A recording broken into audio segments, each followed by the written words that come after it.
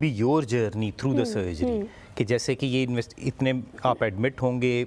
Change of dress होगा, फिर उसके बाद आपको ऑपरेशन थिएटर लेके जाया जाएगा, उधर प्री ऑपरेटिव एरिया में आपका स्टे होगा अराउंड हाफ आवर, उसमें क्या क्या करते हैं, ब्लड प्रेशर सारा, आइडेंटिफिकेशन, साइट मार्किंग, ये सारी क्रॉस चेक होंगी, फिर you will be moved into the operation theatre and then this is the expected duration. It can be increased to this much extent, और कम होगी तो इतनी हो सकती है, और फिर then you will stay in the post operative area for इतने number of hours, generally half hour to up to 2 hours लोग स्टे करते हैं पोस्ट ऑपरेटिव एरिया में, जहाँ पे जब वो फुल रिकवर कर चुके होते हैं तभी उनको रूम होश में आ जाते हैं, तब होश में आते हैं, तो तभी उनको मूव कराया जाता है। और एक इम्पॉर्टेंट बात यह है कि